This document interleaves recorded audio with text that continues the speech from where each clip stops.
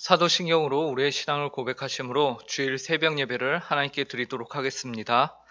전능하사 천지를 만드신 하나님 아버지를 내가 믿사오며 그 외아들 우리 주 예수 그리스도를 믿사오니 이는 성령으로 잉태하사 동정녀 마리아에게 나시고 본디오 빌라도에게 고난을 받으사 십자가에 못 박혀 죽으시고 장사한 지 사흘 만에 죽은 자 가운데서 다시 살아나시며 하늘에 오르사 전능하신 하나님 우편에 앉아 계시다가 저리로서 산 자와 죽은 자를 심판하러 오시리라.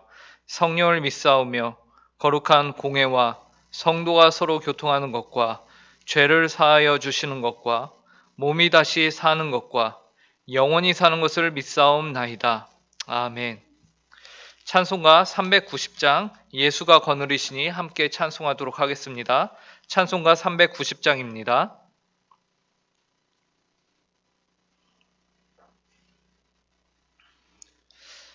한 목소리로 찬송하도록 하겠습니다. 예수가 거느리시니 즐겁고 평안하구나. 주야의 자고 깨는 것 예수가 거느리시네. 주 날 항상 돌보시고 날 친히 거느리시네. 주 날 항상 돌보시고 날 친히 거느리시네. 때때로 괴로움 당하면 때때로 기쁨 누리네. 풍파 중에 지키시고 평안히 인도하시네. 주 날 항상 돌보시고 날 친히 거느리시네. 주 날 항상 돌보시고 날 친히 거느리시네. 내 주의 손을 붙잡고 천국에 올라가겠네. 괴로우나 즐거우나 예수가 거느리시네. 주 날 항상 돌보시고 날 친히 거느리시네. 주 날 항상 돌보시고 날 친히 거느리시네. 이 세상 이별할 때에 마귀의 권세 이기네. 천국에 가는 그 길도 예수가 거느리시네. 주 날 항상 돌보시고 날 친히 거느리시네. 주 날 항상 돌보시고 날 친히 거느리시네.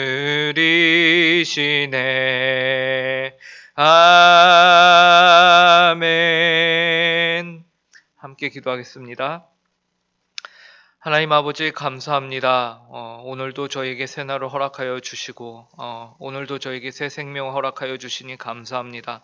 하나님 아버지 저희가 이렇게 호흡을 하고 있지만 이 또한 저희의 마음대로 하는 것이 아니라 오직 하나님의 은혜로 하나님께서 저희에게 허락하신 호흡인 줄로 저희가 압니다. 하나님 아버지, 이 호흡 한순간 한순간 저희가 하나님의 그 크신 사랑과 은혜를 깨달을 수 있는 오늘 하루가 되게 하여 주시옵소서. 그래야 해서 저희의 가진 너무나도 당연하게 생각한 그 모든 것들이 하나님 아버지 당연한 것이 아니라 하나님의 은혜임을 깨닫게 하여 주시고, 하나님 아버지 먼저 하나님의 나라와 하나님의 의를 위하여서 살 수 있는 오늘 하루가 되게 하여 주시옵소서. 하나님 아버지, 이것이 저희의 힘과 의지만으로는 안 되는 일임을 이 시간 또한 고백합니다.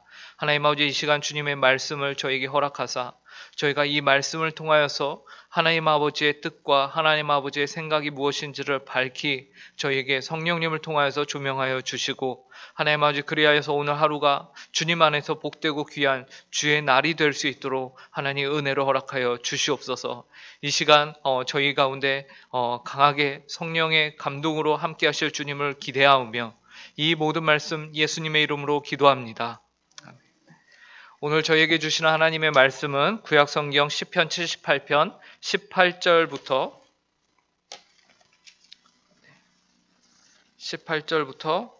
22절까지 말씀입니다.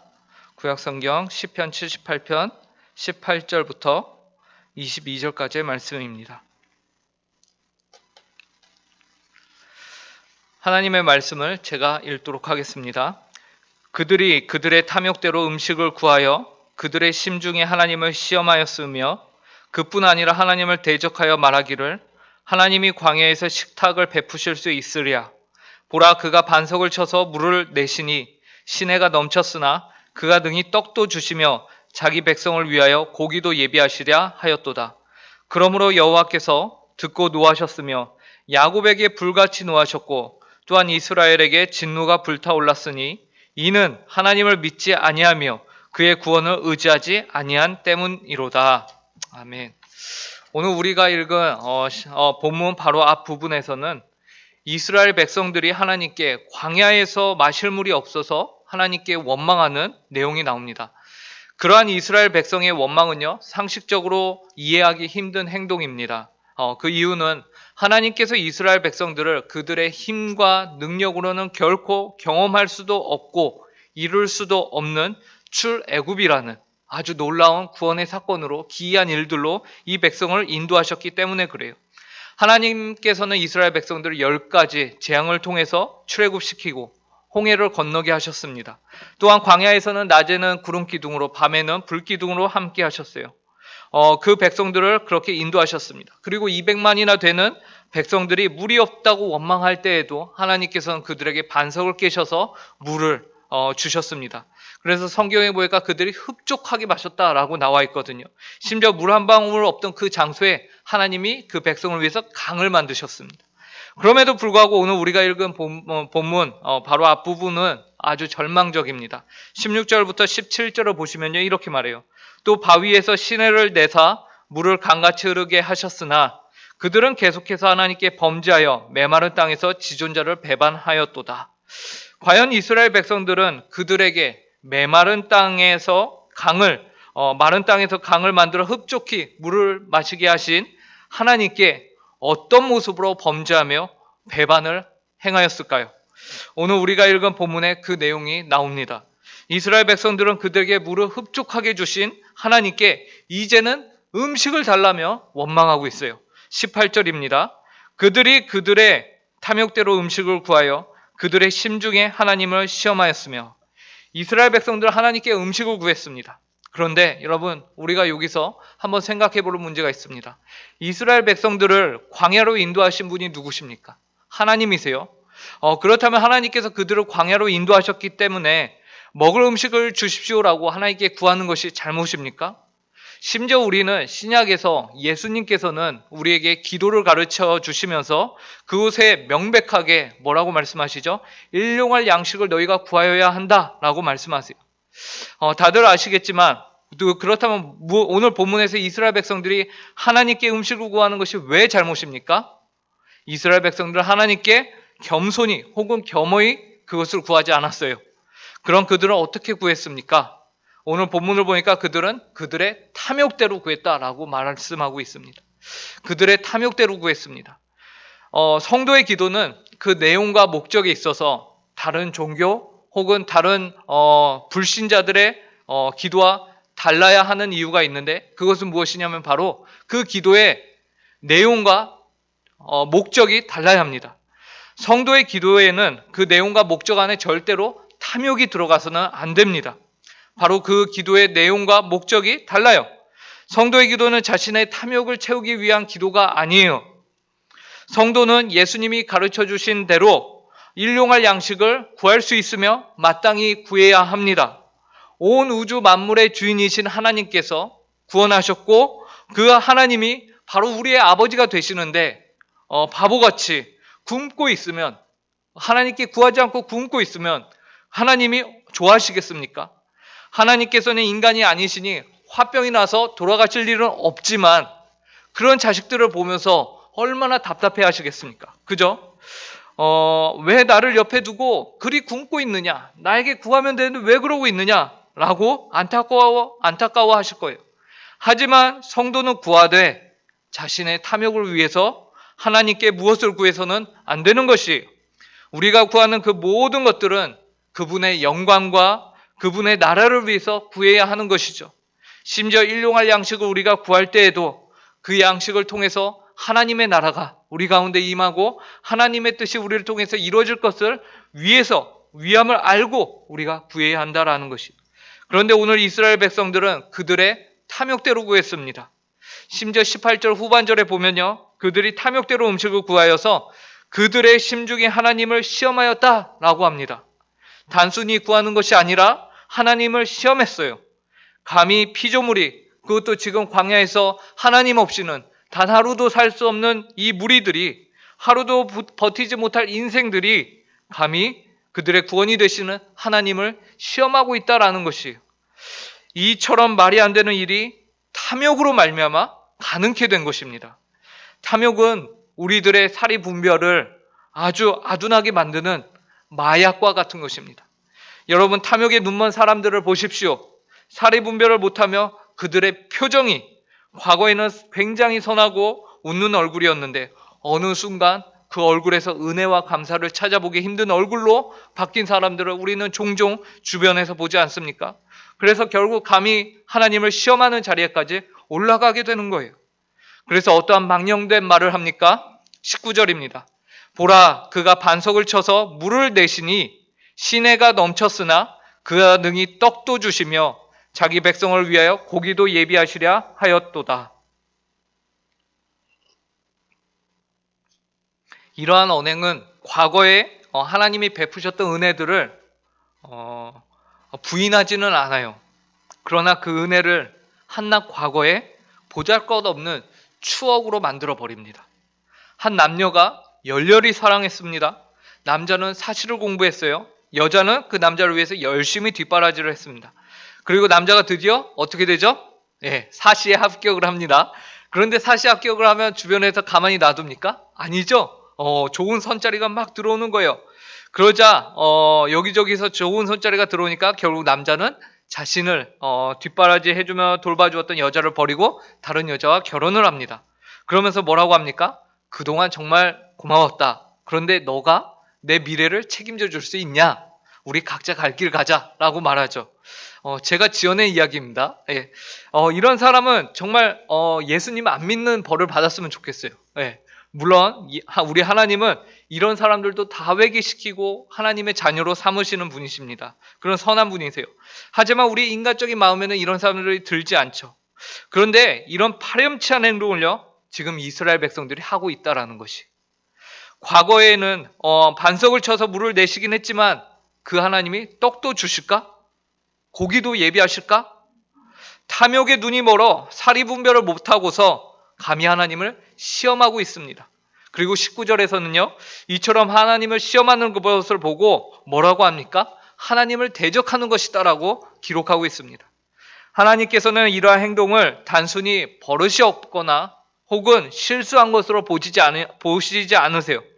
하나님께서는 감히 하나님을 향해서 이런 식으로 반응하는 것을, 그것은 하나님을 대적하는 행위로, 하나님을 반대하는 행위로 간주하십니다. 그러므로 하나님께서는 그 백성을 향하여 불같이 노를 바라세요. 21절을 보시기 바랍니다. 그러므로 여호와께서 듣고 노하셨으며 야곱에게 불같이 노하셨고 또한 이스라엘에게 진노가 불타올랐으니 하나님의 노가 불같이 불타올랐습니다. 그리고 이처럼 하나님의 노하심의 근본적인 이유를 그 다음 22절에서 말씀하고 계세요.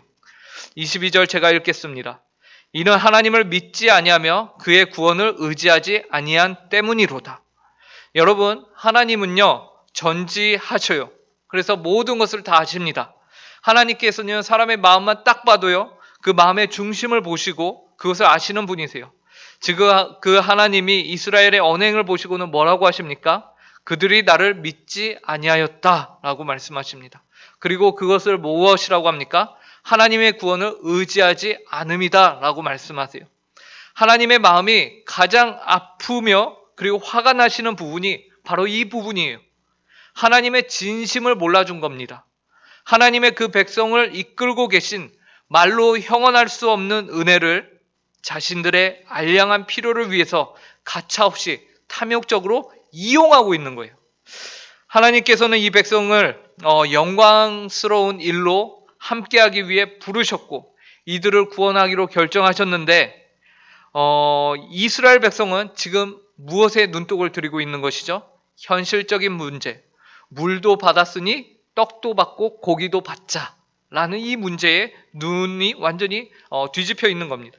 그런데 이스라엘 백성들의 현실적인 문제에 대해서요 하나님이요 구원의 문제로 말씀하고 계시다라는 사실을 우리가 잊어서는 안 됩니다. 단순히 현실적인 문제를 구하는 건 줄 알았는데 하나님은 그것을 너희가 현실적인 문제를 구하는 것이 아니라 이것은 구원에 대한 문제다라고 말씀하고 계세요. 이스라엘 백성들이 떡과 고기를 구하고 있는 것이요 단지 그들의 현실적인 필요를 구하는 것이 아님을 말하세요. 비록 이들이 떡과 고기와 같은 현실적인 필요를 구하고 있지만 하나님에게는 이것은 단지 생존을 위한 문제가 아니라 구원과 관련된 문제예요. 보세요. 하나님께서 이들의 간구에 대해서 22절에 뭐라고 하시죠? 이는 하나님을 믿지 아니하며 그의 구원을 의지하지 아니한 때문이로다. 하나님께서는 이스라엘 백성들의 현실적인 필요를 구하는 것을 나의 구원을 버리고 그들의 구원을 만드는 행위다라고 말씀하고 계신 것입니다. 아까도 말씀드렸다시피 우리가 하나님의 그 구원을 하나님께 우리의 필요를 아뢰지 못하느냐 그건 아니에요. 하지만 그 태도와 그 마음의 중심이 중요하다라는 것입니다. 그 마음의 태도와 중심과 그 생각 가운데 무엇이 담겨 있는 것입니까? 하나님이 아니면 안 됩니다라는 그런 구원에 대한 믿음이 우리 안에 있어야 한다는 것이죠. 참 구원은 무엇입니까? 하나님이 주시는 떡과 고기가 구원입니까? 아니면 하나님 그분 자신이 구원이십니까? 여러분에게는 어떠십니까? 하나님이 주시는 현실적인 필요들이 여러분의 삶의 구원입니까? 아니면 현실적인 필요들을 여러분에게 주시는 하나님이 구원이십니까? 종이 한 장 차이로 동전의 양면과 같이 우리의 구원이 바뀔 수가 있습니다. 아무리 훈련이 잘 된 이 사람과 가장 유전자가 비슷한 침팬지라 하여도요. 그 침팬지를 향해서 손가락을 가리키고 저곳에 먹을 것이 있다라고 가리키면은 그 침팬지가 어디를 보는지 아십니까? 손가락 끝을 본다고 합니다. 이것이 사람과 인간의 차이라고 합니다. 아무리 먹을 것이 있는 저쪽으로 가리켜도 그 동물은 어디를 봅니까? 손가락 끝만 봅니다. 우리가 이러고 있는 것은 아닌가요? 하나님이 우리에게 구원을 보여주시는데 우리는 구원까지 못 보고 정작 눈앞에 하나님이 허락하시는 그것들에만 떡에만 고기에만 이스라엘 백성과 같이 그것만 바라보고 있는 것은 아니냐는 거예요. 성도 여러분, 우리는 하나님께 기도할 때에 어떠한 자세로 그렇다면 구해야 합니까? 오늘 말씀이 우리의 필요를 구하지 말라는 말씀이 아니죠. 다시 말씀드리지만 우리는 우리들의 필요를 구해야 합니다. 그러나 그 안에 탐욕은 없는지, 감히 하나님을 시험하려는 마음은 없는지, 그리고 하나님만이 우리의 구원이심을, 그리고 그 구원을 내가 받기를 원하는지 스스로를 돌아보며 하나님이 참으로 우리에게 원하시고 요구하시는 기도의 삶을 사시는 모든 성도님들 되시길 간절히 바랍니다. 함께 기도하겠습니다. 하나님 아버지 감사합니다. 오늘 말씀을 통하여서 이스라엘 백성들의 부족함을 통하여서 그들이 하나님을 바라보지 못하고 하나님께서 허락하신 구원을 바라보지 못하고 자신들의 탐욕의 눈이 어두워서 감히 하나님을 시험하며 그들이 안 그래도 주실 모든 것을 준비하고 계신 하나님을 의심하며 하나님을 마치 조롱하듯이 물을 허락하셨는데 떡도 주실까 고기도 주실까 라면서 하나님을 시험하였던 그 모습을 봅니다. 하나님 아버지, 부디 저희는 그렇게 살지 않도록 긍휼히 여겨 주시옵소서. 하나님 아버지, 저희는 죄인입니다. 저희는 수시로 하나님의 은혜를 까먹고 살아가는 죄인입니다. 하나님 아버지, 저희를 용서하여 주시고 긍휼히 여겨 주시고 저희가 하나님 아버지의 은혜를 깊이 깨달아 날마다 주님을 의지하며 사는 모든 성도들 되게 하여 주시옵소서.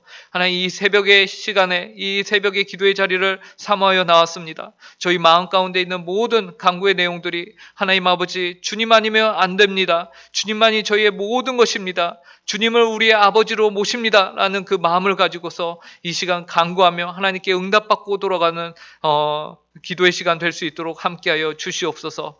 감사하오며 이 모든 말씀 예수님의 이름으로 기도합니다. 하늘에 계신 우리 아버지여, 이름이 거룩히 여김을 받으시오며 나라에 임하옵시며 뜻이 하늘에서 이루어진 것 같이 땅에서도 이루어지이다. 오늘날 우리에게 일용할 양식을 주옵시고 우리가 우리에게 죄 지은 자를 사하여 준 것 같이 우리 죄를 사하여 주옵시고 우리를 시험에 들게 하지 마옵시고 다만 악에서 구하옵소서. 대개 나라와 권세와 영광이 아버지께 영원히 쌓옵나이다. 아멘.